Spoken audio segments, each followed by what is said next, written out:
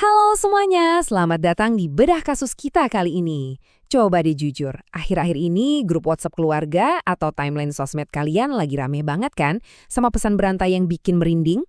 Bener banget, kita lagi ngomongin teror pocong yang katanya lagi neror beberapa pemukiman warga. Bikin susah tidur ya. Nah, hari ini kita bakal bongkar tuntas kepanikan ini. Kita pisahin mana yang cuma fiksi, mana yang fakta, tentunya pakai data langsung dari temuan kepolisian. Yuk, kita mulai. Pertanyaan utamanya tuh gini, emang beneran ada pocong yang lagi keliling di lingkungan kita? Jujur, wajar banget kalau kalian merasa cemas. Soalnya visual yang disebar tuh, wow, meyakinkan banget. Pesan-pesannya emang sengaja dibikin buat memicu rasa takut instan. Tapi, tunggu dulu.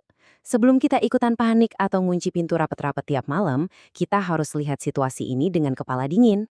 Oke, kita masuk ke bagian pertama, teror pocong di media sosial. Fenomena ini tuh menyebarnya secepat kilat. Ini ngebuktiin betapa gampangnya sebuah informasi merasuk ke pikiran kita cuma lewat layar HP. Nah, yang bikin panik makin pecah adalah ancaman ini seolah-olah terjadi persis di sebelah rumah kita. Gambar-gambar viral ini secara spesifik nyebutin kalau pocongnya nongol di lingkungan tempat tinggal warga, salah satunya disebut-sebut ada di RT 2. Taktik nyebutin lokasi spesifik kayak gini emang jitu banget buat bikin ancaman kerasa nyata dan dekat. Hasilnya, warga beneran resah guys. Ini bukan sekedar cerita hantu keliling api unggun lagi, tapi udah jadi kepanikan massal yang ganggu aktivitas sehari-hari. Lanjut ke bagian kedua, fakta sebenarnya dari kepolisian. Pastinya kita nggak boleh dong cuma dengerin rumor aja biar nggak gampang ketipu.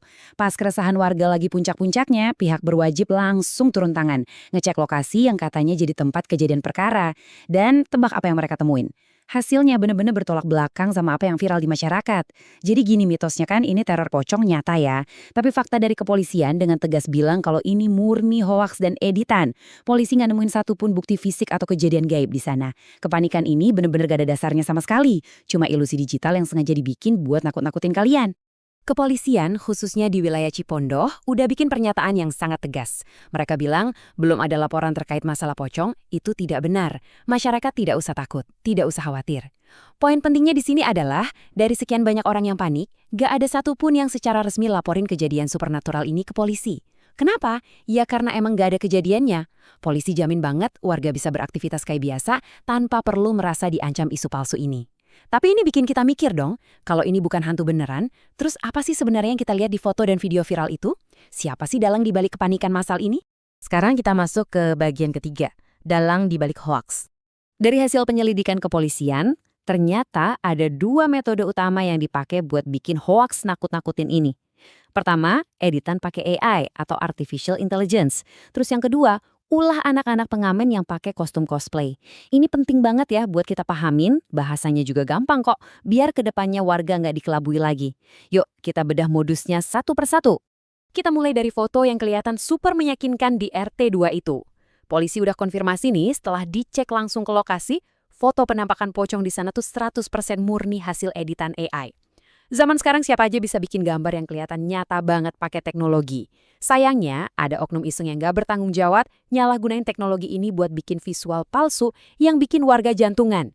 Jadi udah pasti ya, hantu di foto itu nggak pernah ada di dunia nyata. Terus, gimana dong ceritanya sama video penampakan di daerah lain? Nah, disinilah yang namanya konsep framing bermain. Buat yang belum tahu, framing itu memanipulasi situasi asli buat bikin narasi palsu di internet. Berdasarkan info dari masyarakat dan polisi di daerah Pondok Ranji, Ciputat, dan Ciputat Timur, faktanya malah agak bikin ketawa sih. Ternyata pocong yang dilihat di sana tuh cuma anak-anak pengamen yang lagi pakai kostum cosplay buat nyari duit. Tapi ada beberapa netizen yang dengan sengaja ngevideoin pengamen ini, terus di-framing, dibumbuin cerita seolah-olah itu hantu sungguhan. Wah, ini sih manipulasi konteks yang parah dan beneran merugiin banget. Terakhir, bagian keempat, jangan mudah percaya pada internet. Setelah tahu semua fakta dari polisi tadi, yuk kita sama-sama jadi masyarakat yang kebal hoax. Jangan gampang goyah cuma karena narasi nakut-nakutin yang nggak jelas asalnya. Ada 3 langkah super gampang nih yang wajib kita lakuin kalau dapat pesan berantai yang meresahkan.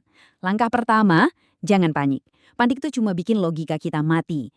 Langkah kedua, cek kebenarannya. Tunggu info pasti dari pihak kepolisian dulu sebelum menyimpulkan macam-macam. Dan langkah ketiga yang paling penting, jangan asal share atau bagikan. Kalau kamu dapat gambar seram di grup keluarga, tahan dulu jempolnya. Jangan biarin hoax ini dapat panggung yang lebih luas. Satu hal lagi yang perlu banget kalian ingat, kalian tuh nggak sendirian dalam menjaga lingkungan. Pihak kepolisian terus ngelakuin pantauan wilayah dan patroli aktif buat mastiin warga bisa beraktivitas dengan aman dan pastinya nyaman. Keamanan itu kan tanggung jawab kita bersama ya. Polisi selalu siap siaga ngamanin wilayah demi meminimalisir kejadian-kejadian yang nggak diinginkan. Sebagai penutup dari bedah kasus kita kali ini, aku mau nitip satu pertanyaan buat kalian. Mulai sekarang, maukah kalian ngecek fakta dulu sebelum pencet tombol share kalau ada pesan menyeramkan yang tiba-tiba nongol di grup keluarga? Jangan sampai ya, editan AI atau manipulasi receh kayak gini mengalahkan nalar sehat kita. Yuk jadilah warga yang cerdas, tetap tenang, dan selalu pegang teguh fakta nyata dari kepolisian. Terima kasih banyak udah ngikutin bedah kasus ini dari awal sampai akhir, dan mari kita wujudkan ruang digital yang benar-benar bebas dari hoaks. Sampai jumpa!